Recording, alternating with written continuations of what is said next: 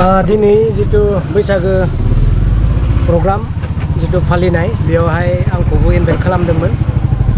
एसेबा गोबाव दिननिफ्रायनो फंबायाबो थांनांगोन सोरबा आदायाबो थांनांगोन होनना बुंदों, बेनिखायनो दिनै फैबाय। गोबाव सम नेनायनि उनाव हाबनो मोनबाय। दा बे जोबथेसालियाव हाबनानै बिसेसकै मोसानाय दामनाय देनायजों नायनायजों लोगोसे जोंनि जाय जोहोलाव बिर जोहोलाव NDB एक्स NDB बिथांमोनखौ लोगो मोनबाय। बिथांमोनजों गोबां खोथा रायज्लायनाय जाबाय आरो गोबां दुखु सुखुनि खोथा जों फोरमायज्लायबाय आरो बिथांमोना आंनि सिगाङाव फोरमायदों आरो आंबो बिथांमोननि सिगाङाव बुंदों जे आं नोंथांमोननि खोथाखौ लानानै आं रायजोनोल' फोरमायनो हागोन। आंहा जेबो गोहो गैया, नाथाय आं रायजोनि सायाव फोरमायनो हागोन होनना आं बिथांमोनखौ बुंदों। मावनांगौ खामानिखौ जायफ्रा मावनांगौ बिथांमोनहा मावनांगोन होननानै आङो बुंदों। दा बिथांमोना मोनसे गिदिर खोथाखौ आंनि सायाव फोरमायदों। बिथांमोननि जिथु पानिशमेन्ट जानो गोनां थांगासिनो दङ बा बिसार सोलिगासिनो दङ, खोब खम समनि गेजेराव फासिनि अर्डार 30 जननि गेजेराव जानो हागौ होननानै बिथांमोना बुंदों।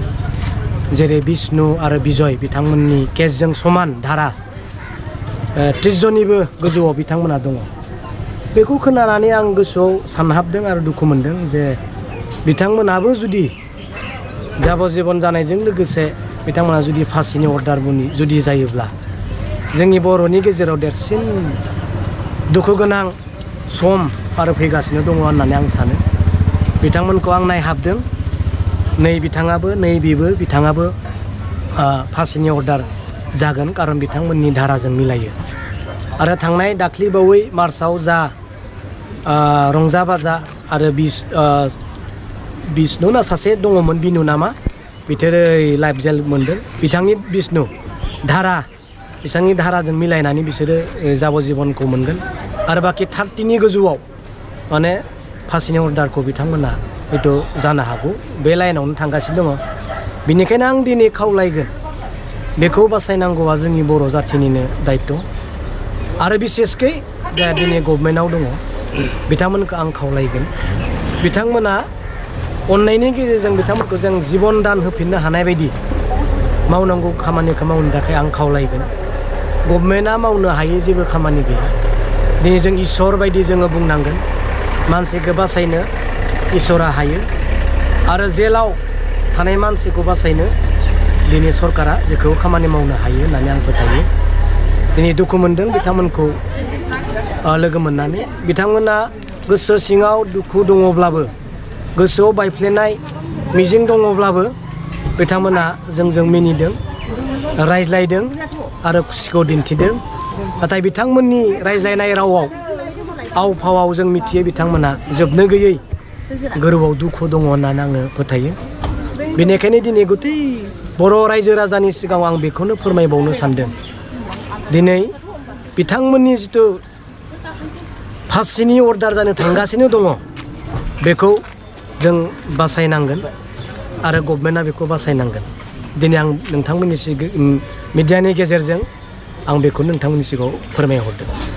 आङो बुंखाबाय सरकारा जेखौबो खालामनो हायो। दिनै बिथांमोनखौ बासायनायनि देरसिन उपायानो जाबाय सरकार। बिनि अनगायै नागिरनानै रावबो मोना। कर्टआबो माबा मोनसे गभर्नमेन्टनिफ्राय ग्रिन सिगनेलखौ मोनाब्ला बारानिफ्राय बारा जाबदेरनोबो हागौ आरो खमायनोबो हायो। बेखौ बयबो मिथिगौ। रावबो जाम्बा गैया जे सरकारा खामानि मावनो हायै होननानै रावबो दिनै साना। नाथाय आं बेखौ मिथिगौ, सरकारानो गासैबो खालामनो हायो। सख'नोबो हागोन, फासि होनोबो हागोन, जाबजीबन साजाबो होनो हागोन। बिनिखायनो नाम्बार वानआ जाहैबाय गभर्नमेन्ट जायफोर दङ बिथांमोना गासैखौबो बावगारनानै बिथांमोननो जिबन दान होनायाव जों आवगायबोनायखौसो आं दिनै लुबैगोन। दिनै आं खावलायगोन मानगोनां जोंनि मरमर हेमन्त बिश्व शर्मा साराबो निस्सय बै जायफ्रा हारिनि थाखाय जिउ बाउसोमलांबाय बिथांमोननि जानानै निस्सय हेमन्त बिश्व शर्मा सार बिथाङाबो राहाखौ लागोन आरो बिथांजों रायलायनांगौ माबाफोर दङब्ला जोंनि गभर्नमेन्टआ जोंनि रायजोआ जेन बिथाङा खोनासंगोन आरो बिथाङा रायलायनायनि गेजेरजों जाफोर दिनै जाबजीबन जानो थांगासिनो दङ फासि जानो थांगासिनो दङ बिथांमोनखौहाय राहा लानानै जेलनिफ्राय सग'गोनखौ आं आसा खालामदों। आं दिनै रायजोनि सिगाङाव बेखौ बुंनो नागिरदों बिथांमोनखौ जों गोसोखांनांगोन। सोरबा जायफोरा दिनै जेलाव दङ जोबथेसालियाव दङ बिथांमोना गावनि गथ' गथाय गावनि बिदा फंबाय बिमा बिफाखौ नागारनानै बेयाव दंफैयो।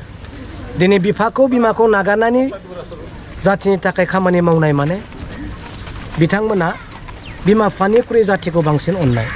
गावनि गथ'खौ गारनानै हाग्रायाव थांनाय माने गावनि गथ'नि थाखाय गथ'निख्रुइबो बांसिन जाथिखौ अननानै हारिनि थाखाय नांनाय होननानै आं दिनै सानो। Thank you.